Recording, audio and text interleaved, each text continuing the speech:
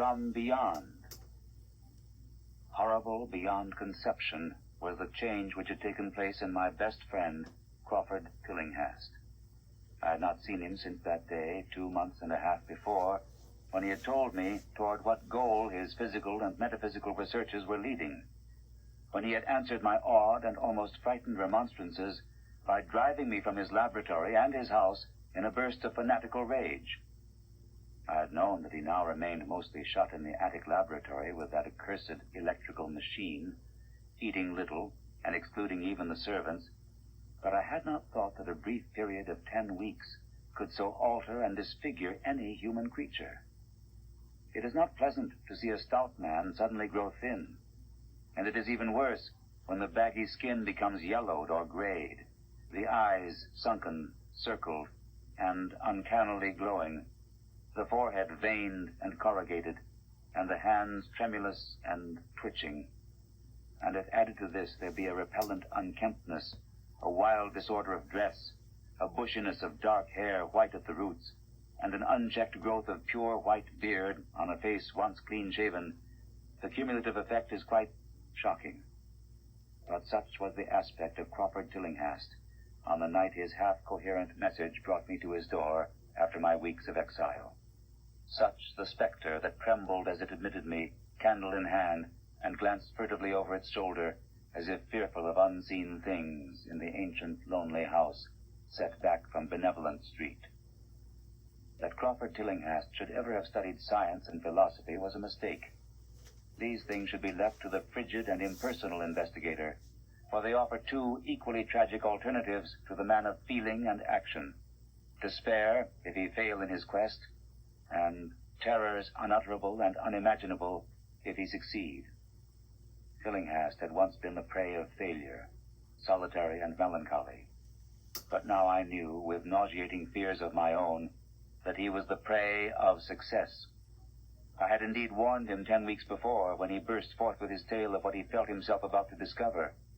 He had been flushed and excited then, talking in a high and unnatural, though always pedantic voice. "What do we know," he had said, "of the world and the universe about us? Our means of receiving impressions are absurdly few, and our notions of surrounding objects infinitely narrow. We see things only as we're constructed to see them, and can gain no idea of their absolute nature.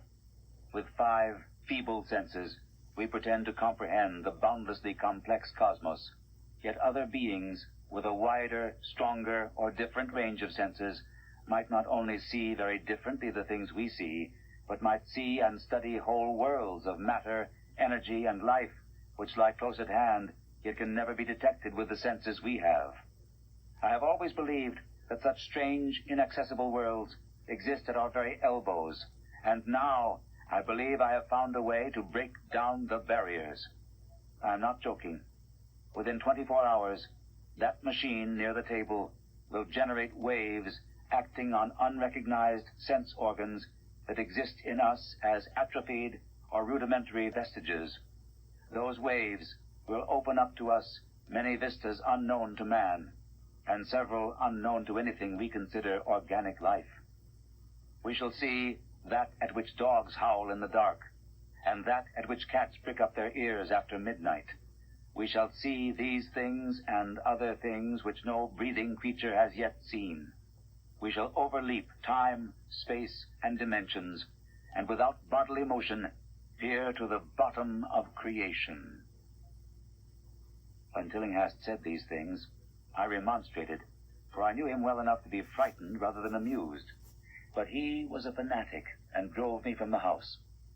Now he was no less a fanatic, but his desire to speak had conquered his resentment, and he had written me imperatively in a hand I could scarcely recognize. As I entered the abode of the friend so suddenly metamorphosed to a shivering gargoyle, I became infected with the terror which seemed stalking in all the shadows. The words and beliefs expressed 10 weeks before seemed bodied forth in the darkness beyond the small circle of candlelight, and I sickened at the hollow, altered voice of my host. I wished the servants were about, and did not like it when he said they had all left 3 days previously. It seemed strange that old Gregory, at least, should desert his master without telling as tried a friend as I. It was he who had given me all the information I had of Tillinghast after I was repulsed in rage. Yet I soon subordinated all my fears to my growing curiosity and fascination. Just what Crawford Tillinghast now wished of me, I could only guess. But that he had some stupendous secret or discovery to impart, I could not doubt. Before, I had protested at his unnatural pryings into the unthinkable. Now that he had evidently succeeded to some degree, I almost shared his spirit, terrible though the cost of victory appeared. Up through the dark emptiness of the house, I followed the bobbing candle in the hand of this shaking parody on man. The electricity seemed to be turned off, and when I asked my guide, he said it was for a definite reason. It would be too much. I would not dare, he continued to mutter.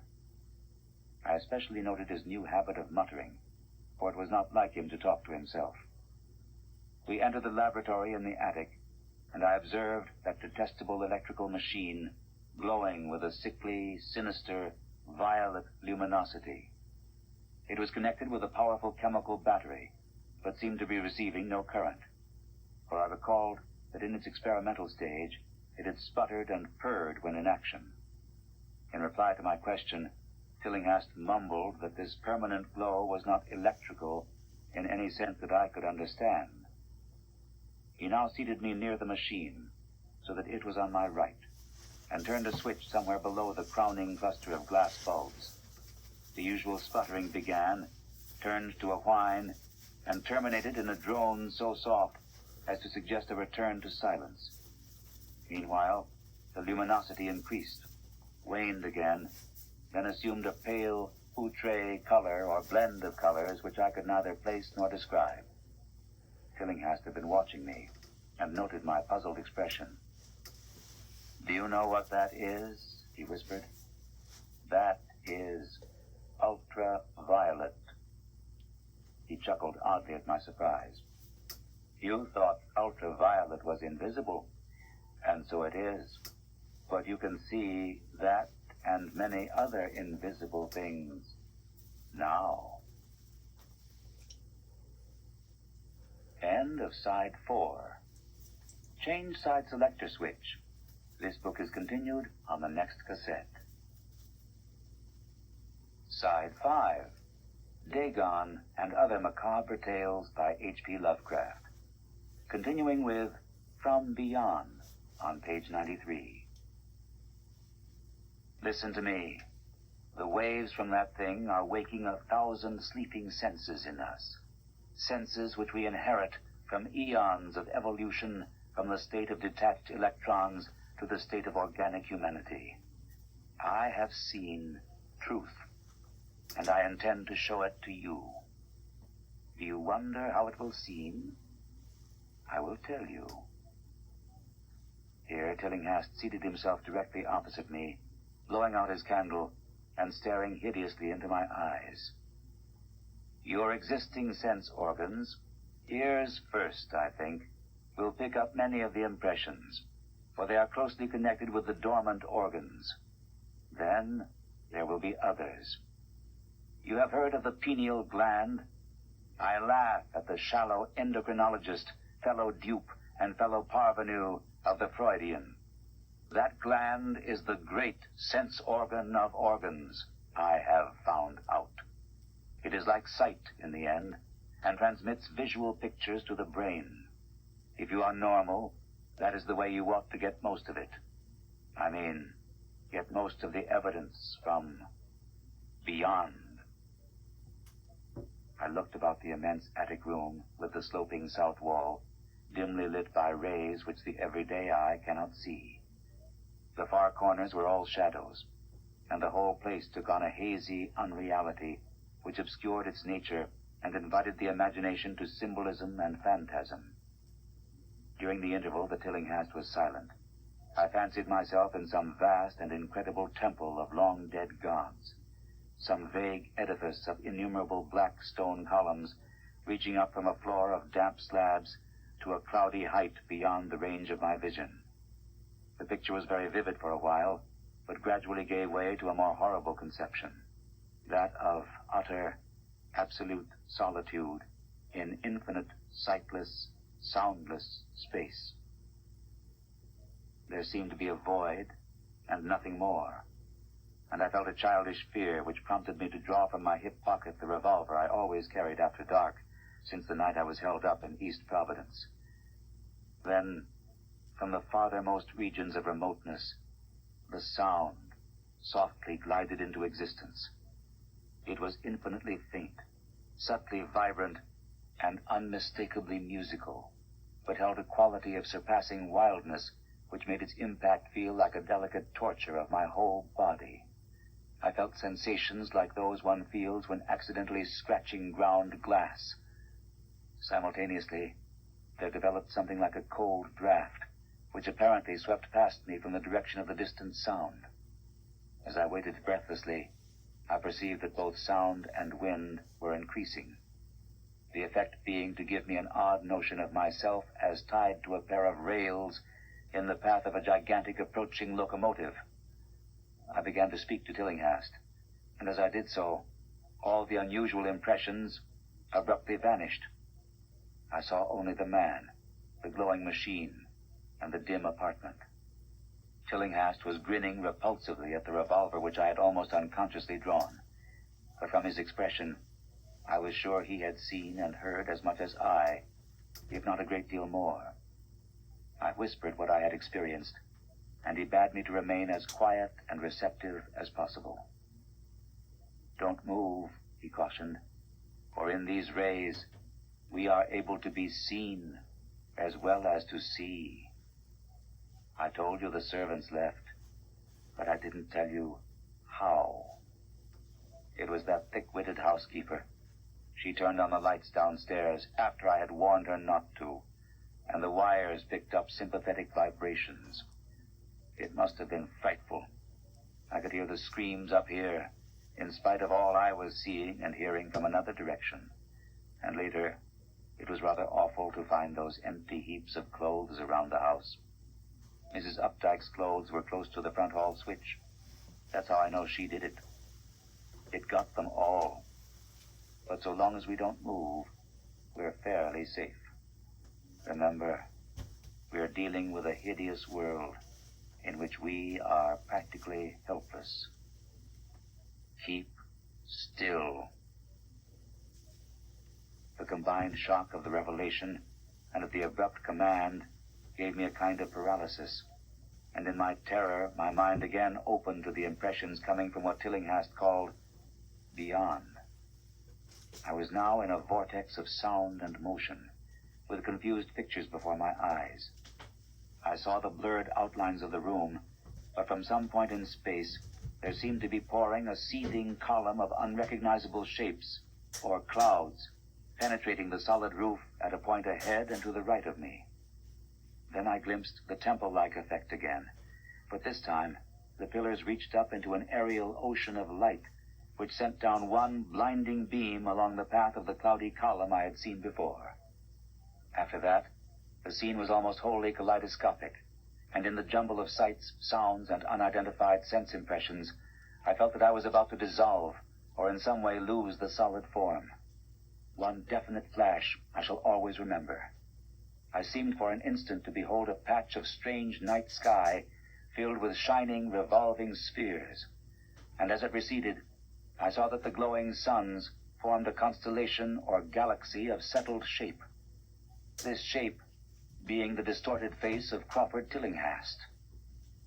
At another time, I felt the huge animate things brushing past me, and occasionally walking or drifting through my supposedly solid body. And I thought I saw Tillinghast look at them as though his better-trained senses could catch them visually. I recalled what he had said of the pineal gland, and wondered what he saw with his preternatural eye. Suddenly, I myself became possessed of a kind of augmented sight. Over and above the luminous and shadowy chaos arose a picture which, though vague, held the elements of consistency and permanence. It was indeed somewhat familiar, for the unusual part was superimposed upon the usual terrestrial scene, much as a cinema view may be thrown upon the painted curtain of a theater. I saw the attic laboratory, the electrical machine, and the unsightly form of Tillinghast opposite me. But of all the space unoccupied by familiar material objects, not one particle was vacant. Indescribable shapes, both alive and otherwise, were mixed in disgusting disarray, and close to every known thing were whole worlds of alien, unknown entities. It likewise seemed that all the known things entered into the composition of other unknown things, and vice versa. Foremost among the living objects were great, inky, jellyish monstrosities, which flabily quivered in harmony with the vibrations from the machine. They were present in loathsome profusion, and I saw to my horror that they overlapped, that they were semi-fluid, and capable of passing through one another, and through what we know as solids. These things were never still, but seemed ever floating about with some malignant purpose. Sometimes they appeared to devour one another, the attacker launching itself at its victim and instantaneously obliterating the latter from sight. Shudderingly, I felt that I knew what had obliterated the unfortunate servants, and could not exclude the things from my mind as I strove to observe other properties of the newly visible world that lies unseen around us. But Tillinghast had been watching me and was speaking. "You see them? You see them? You see the things that float and flop about you and through you every moment of your life? You see the creatures that form what men call the pure air and the blue sky? Have I not succeeded in breaking down the barrier?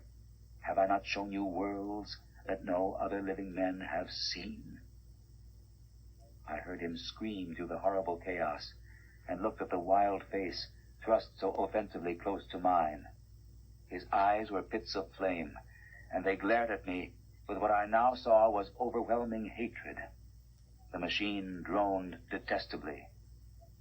"You think those floundering things wiped out the servants? Fool, they are harmless, but the servants are gone, aren't they? You tried to stop me. You discouraged me when I needed every drop of encouragement I could get. You were afraid of the cosmic truth, you damned coward. But now, I've got you. What swept up the servants? What made them scream so loud? Don't know, eh? You'll know soon enough. Look at me. Listen to what I say. Do you suppose there are really any such things as time and magnitude? Do you fancy there are such things as form or matter? I tell you, I have struck depths that your little brain can't picture. I have seen beyond the bounds of infinity and drawn down demons from the stars. I have harnessed the shadows that stride from world to sow death and madness. Space belongs to me. Do you hear? Things are hunting me now, the things that devour and dissolve, but I know how to elude them. It is you they will get, as they got the servants. Stirring, dear sir? I told you it was dangerous to move. I have saved you so far by telling you to keep still, saved you to see more sights and to listen to me. If you had moved, they would have been at you long ago. Don't worry, they won't hurt you. They didn't hurt the servants. It was seeing that made the poor devils scream so. My pets are not pretty, for they come out of places where aesthetic standards are very different. Disintegration is quite painless, I assure you. But I want you to see them. I almost saw them, but I knew how to stop. You are not curious? I always knew you were no scientist. Trembling, eh?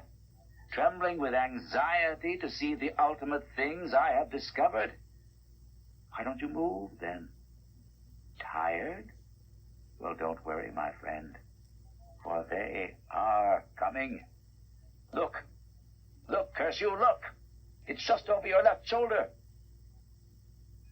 What remains to be told is very brief, and may be familiar to you from the newspaper accounts. The police heard a shot in the old Tillinghast house and found us there. Tillinghast dead, and me unconscious. They arrested me because the revolver was in my hand, but released me in 3 hours after they found it was apoplexy which had finished Tillinghast, and saw that my shot had been directed at the noxious machine, which now lay hopelessly shattered on the laboratory floor. I did not tell very much of what I had seen, for I feared the coroner would be skeptical. But from the evasive outline I did give, the doctor told me that I had undoubtedly been hypnotized by the vindictive and homicidal madman. I wish I could believe that, Doctor. It would help my shaky nerves if I could dismiss what I now have to think of the air and the sky about and above me. I never feel alone or comfortable, and a hideous sense of pursuit sometimes comes chillingly on me when I am weary. What prevents me from believing the doctor is this one simple fact, that the police never found the bodies of those servants whom they say Crawford Tillinghast murdered.